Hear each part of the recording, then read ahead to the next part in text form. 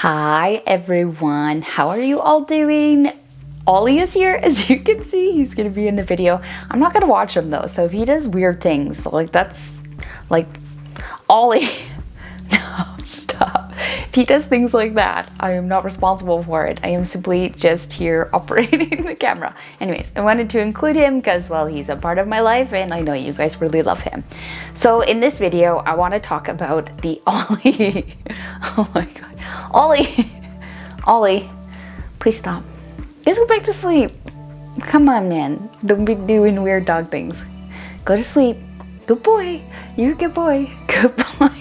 Good boy. Oh, you're funny. Okay, so in this video, I want to talk about the cons of the NFT space because there's a few that a lot of people really struggle with. Some of them I even struggle with, and even the collectors struggle with. There's cons in everything, so it's best that you know about it, and you know that might help you decide if the NFT space is for you. So the first thing is that you need to like this video and subscribe to my YouTube channel because it helps me out so much, and then I can continue sharing all this information with you guys. That was pretty clever how I threw that in there, wasn't it? Anyways, I would really appreciate the like and the subscribe. It helps me out so much. Thank you, thank you, thank you. Okay, so the first con, and I think this is what the majority struggle with, is simply just the time investment involved into this. So you're having to learn a bunch of new things, and you're having to learn basically like a lot of things about yourself too, and things about your business if you own a business, and marketing, and it's just a lot. It is honestly a lot to learn about NFTs, crypto, this whole decentralized web, all of the new stuff, all of the changes. It is just months and months and months of learning. And a lot of people already have other jobs or other commitments that they simply just can't dedicate the time into it that they probably would like to. But what most people are doing is just kind of like, you know, jumping in when they can. So jumping into spaces when they can, being present, building the community when they can. Definitely putting their real life first, but trying to adjust and maybe, you know, change some things up with, say, your regular social media scrolling so that you have more time to put in with Twitter. This also goes hand in hand when you hear people talk about how they are leaving Instagram for Twitter. I mean, time-wise, Ollie's done it. Oh, he's being weird again. Stop eating your tail. Ollie, you stop it. So I think that this goes in hand when people say they're leaving IG for Twitter. If you can take the work that you're putting into your Instagram account, then you can now shift that onto your Twitter account. But I definitely don't recommend dumping your Instagram if you come over to Twitter. But yeah, a lot of people are just finding Twitter is so time consuming that they cannot even come back onto Instagram and put work into that. So yes, time, just coming in knowing that you're gonna have to probably adjust some things in your life to do this.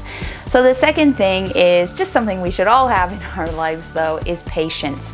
And when I mean patience, I mean with sales, and patience because like the crypto market is always changing. Ethereum is just a roller coaster. Like Ethereum is the biggest roller coaster ride, and Ethereum, it's not the only obviously way, but Ethereum obviously links to NFTs. So if Ethereum is not doing well, NFTs might not necessarily be doing well. So you've got to accept and be patient that you have to ride the crypto ride. Some people are on there, they have NFTs out, they have their first collection out, and they haven't even sold a thing, and they simply are still there though, building and building and building. That's the whole point, is that you have patience and you're just there to build and build your presence so you can build your name, so collectors can find you and other people can find your work and buy from you.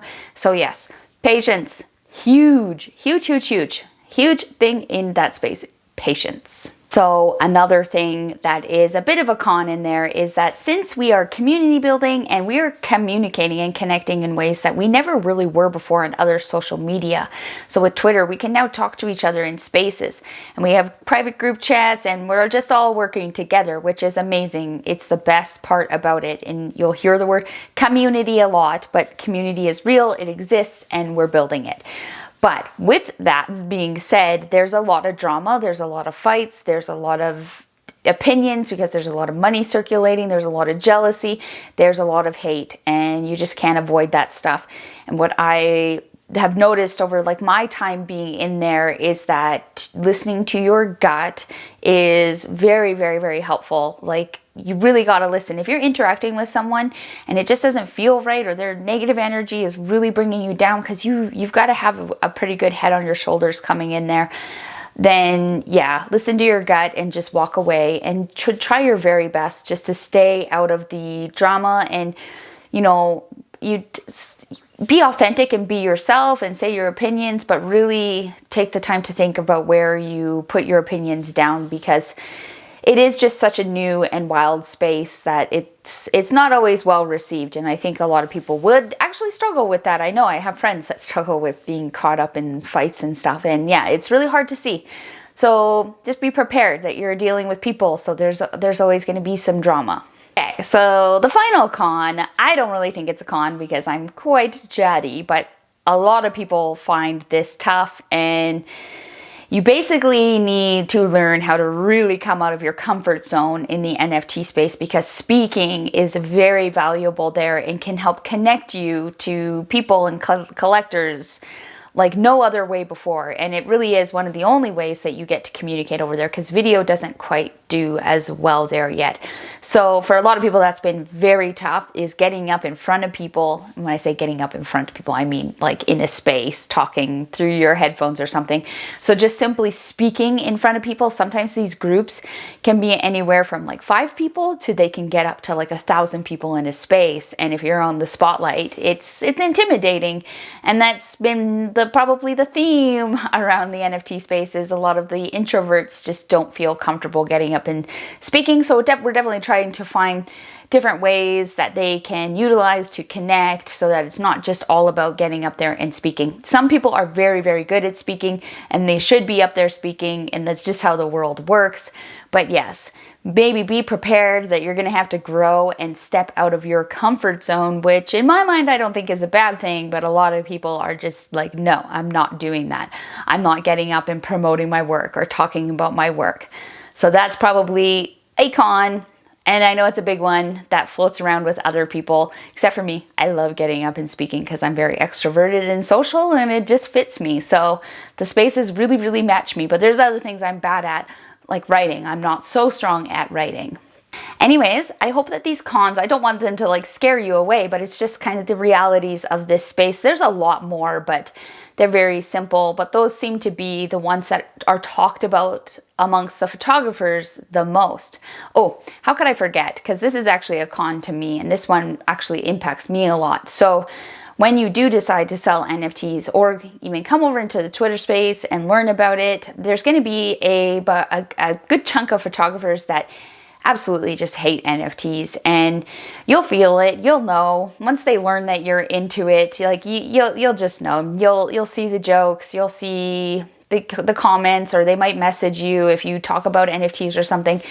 So yeah, be prepared that a lot of photographers don't receive NFTs all that well, and there's definitely been some backlash. And so that's been the hardest one for me, is just seeing what some of my friends have said about it, because it's tough because I do it, and you know, I'm just trying to pay bills and all those other things and just grow and adapt in photography. But you feel like, I don't know, some people can make you feel like it's the wrong thing to do, and that's ridiculous, because we all just need to take care of ourselves at the end of the day. The NFT space is not at all what a lot of people paint it out to be. It's just a new way, and it is definitely the future.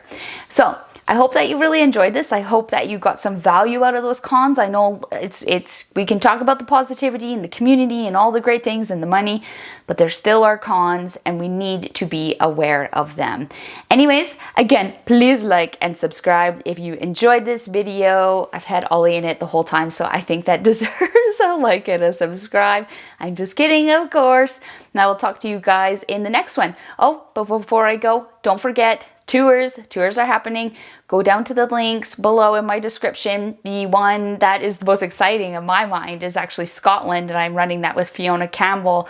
So it's a female-led tour, 2 of us, and it's happening in November. Go down and check out the link below. Would love to have you guys along. Anyways, as always, photos at the end, and I'll talk to you guys next week. Bye!